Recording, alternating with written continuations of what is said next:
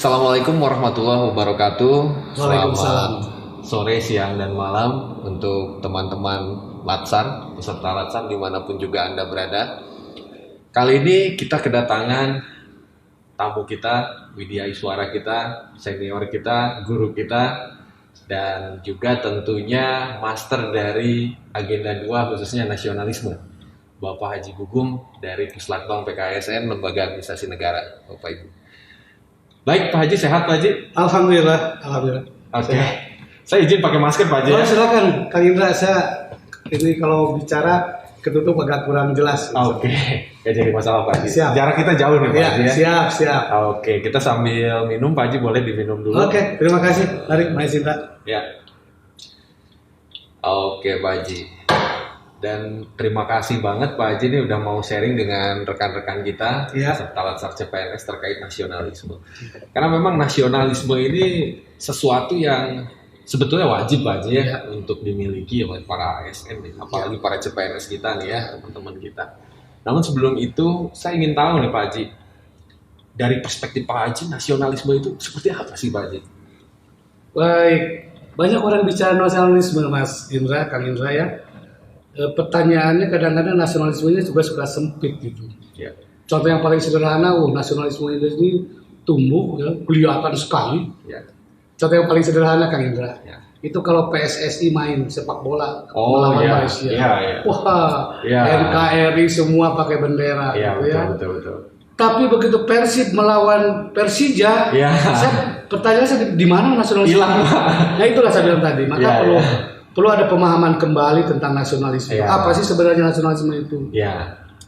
Nah, saya melihat berbagai sumber dari definisi ya, ada dari Hans Kohs, ada dari Renan, ada dari Anderson dan lain sebagainya.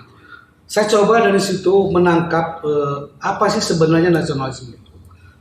Tentu dalam konteks Indonesia juga sama di situ.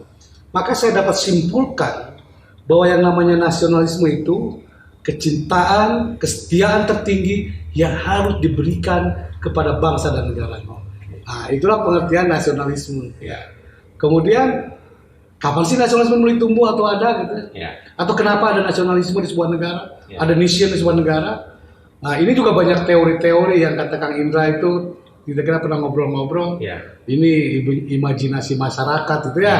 Atau bahkan dikatakan ini juga produk politik.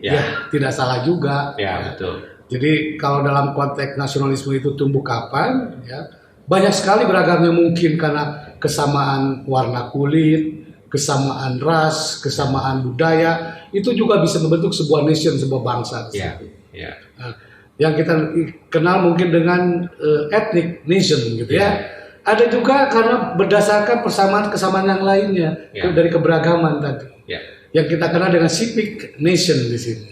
Jadi kalau saya simpulkan sebenarnya tumbuhnya bangsa itu atau faktor objektif terpenting dari tumbuhnya nasionalisme itu adalah kehendak dan kemauan yang sama. Itu Kang Indra ya. Baik Pak Haji. Nah, itu berarti dekat-dekat nih Pak Haji ya. Saya ingin menggali sedikit tentang nasionalisme tadi. Bagaimana dengan patriotisme nih Pak Haji?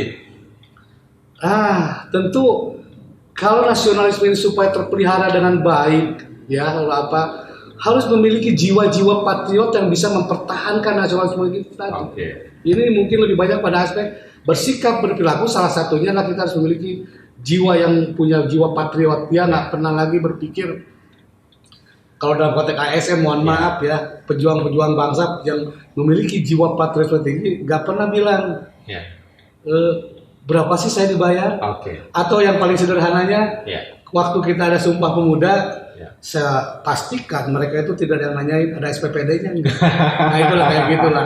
Karena memiliki spirit nasionalisme, patriotisme tadi. Baik, teman-teman, berarti kita sudah dapat satu highlight di sini bahwa nasionalisme adalah bentuk kecintaan tertinggi ya. Levelnya udah harus tinggi banget ya Pak Haji. Nah yang kedua Pak Haji, saya ingin tahu nih, karena memang nasionalisme itu memang sebuah ideologi. Dan Pancasila pun sebuah ideologi. Nah, sebelum itu kita ingin tahu dulu nih, apa sih Pancasila, definisinya, dan Bagaimana kita memandang itu, Pak Haji? Baik. Nah, tentu setiap negara tuh ada punya rasa nasionalismenya masing-masing. Dan nasionalismenya masing-masing itu memiliki pedoman-pedoman untuk bagaimana bermasyarakat, berbangsa negara. Ada aliran liberalisme, ada aliran mungkin yang kapitalis dan lain sebagainya, komunisme. Nah, kita ini pedoman untuk berbangsa, bernegara, bermasyarakatnya dalam rangka menjalankan nasionalisme Indonesia itu kita memiliki landasan ideologinya, yaitu Pancasila. Ini yang harus kita pahami. Jadi Pancasila itu kalau kita bisa cinta, setia kepada negerinya, tentu untuk melaksanakannya kita memiliki pedoman yang kita namakan tadi Pancasila tadi. 5 dasar, 5 nilai yang terkandung di dalam Pancasila sebagai pedoman berbangsa bernegara.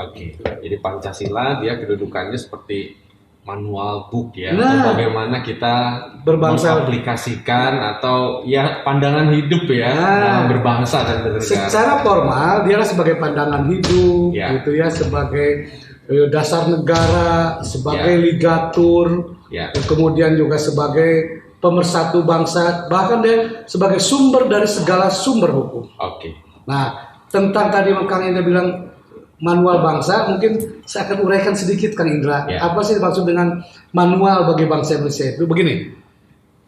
Jadi Pancasila ini manual bagi bangsa Indonesia ya, dalam rangka mencapai cita-citanya, yaitu ingin membangun sebuah negara yang merdeka, bersatu, berdaulat, adil dan makmur. Nah, kita pahami persis negeri kita ini bukan negeri yang dibangun atas dasar persamaan agama, persamaan budaya, atau persamaan suku bangsa dan lain sebagainya.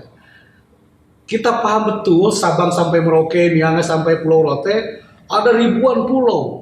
Dan di situ banyak sekali berbagai macam suku bangsa, berbagai macam budaya, sangat beragam sekali. Mestinya ini dijadikan sebuah kekuatan mestinya. Dan tentunya supaya ini menjadi kuat, perlu ada unsur perekat. Perekatnya apa? Yaitu alhamdulillah di negeri ini hampir semua memiliki kepercayaan kepada Tuhan Yang Maha Esa. Ini udah kita poin satunya di situ. Ketuhanan Yang Maha Esa. Nah, kalau sudah kita sepakat sebuah bangsa ini bahwa kita ini percaya terhadap adanya Tuhan, kemungkinan insya Allah nantinya ini Kang Indra ya, dia akan menghargai keberagaman tadi. Karena keberagaman itu sesungguhnya adalah kehendak dari Tuhan. Kita berbeda-beda lah. Ada yang kayak gini, ada yang kayak gitu, ada modelnya gini. Tetapi sama, semua adalah manusia. Karena kita sudah sama-sama manusia, maka kita akan saling menghormati. Kemanusiaan di sini yang adil dan beradab. Maka tadi kalau sudah menghargai pasti akan beradab. Dan kalau sudah beradab tidak akan sulit sebenarnya. Kita akan membangun persatuan dalam konteks persatuan Indonesia. Nah, kalau sudah bersatu, sudah menghargai, sudah bersatu percaya sama Tuhan gitu ya. Maka insya Allah orang-orangnya mungkin akan bijak dalam berperilaku tadi, baik bermasyarakat, berbangsa maupun bernegara. Dan saya pastikan orang-orang bijak pasti berperilaku adil tadi. Itu mungkin kalau secara manual, tetapi basis dasarnya yaitu tadi percaya pada Tuhan Yang Maha Esa. Jadi semua dia harus mewarnai ke sila-sila yang lain. Gitu Kang Indra ya. Luar biasa. Jadi sebenarnya Pancasila ini sudah komprehensif sebagai panduan bagaimana kita bermasyarakat, berbangsa, bernegara. Pertanyaannya satu aja. Sudahkah kita melaksanakan atau belum? Ini yang menjadi pemikiran ini. Betul. Dan ini adalah menjadi tanggung jawab kita para pemimpin negara. Dan mudah-mudahan Anda kalau menjalankan itu Anda menjadi model di masyarakat. Gitu. Jadi gini Pak Haji, salah satunya nih untuk saya kalau pertanyaan itu Pak Haji tujukan ke saya, mungkin hal pertama yang saya akan lakukan adalah saya tidak mau menjadi eksklusif. Ketika saya menjadi ASN, maka saya akan melakukan segala sesuatunya itu sama seperti warga masyarakat yang lain gitu. Nah ini yang mungkin harus teman-teman pahami semua ya Pak Haji ya. bahkan mungkin lebih Kang Indra. Iya. Karena kita ini adalah orang yang akan melayani masyarakat. Betul. Tentu kita bisa menjadi model, bisa bagaimana menjadi seorang pelayan masyarakat yang bagus itu, sehingga dicontoh oleh orang-orang. Jadi role model lah ini anak bangsa yang berpancasila tuh kayak begini. Mirip Kang Indra yang aparatur sipil negara. Keren kan kayak gitu. Ya, siap Pak Haji. Intinya kita tidak mengeksklusifkan dan tidak mau eksklusif. Persis gitu ya. Gitu, melayani dengan hati. Do something better for Indonesia.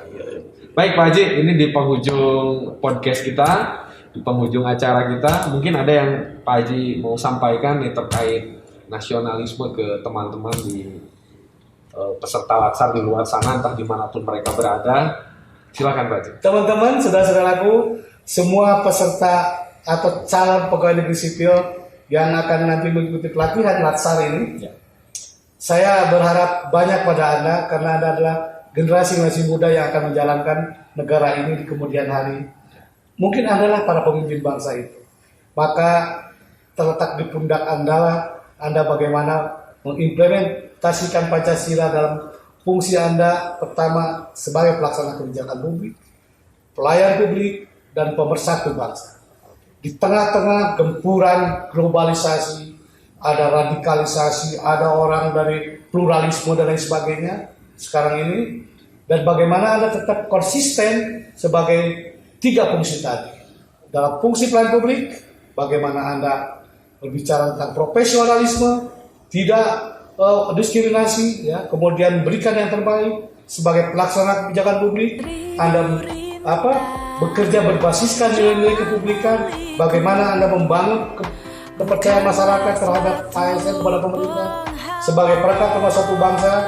Anda juga harus tetap tadi loyalitas hanya pada negara, bukan pada siapapun. Anda harus menciptakan damai di lingkungan Anda, dan kemudian yang terakhir ini penting banget buat Anda bagaimana menjaga keutuhan kehidupan berbangsa. Saya kira itu saja mungkin dari saya Kak Ida. Tetap satu saja, do something for better Indonesia. Terima kasih Kak Ida.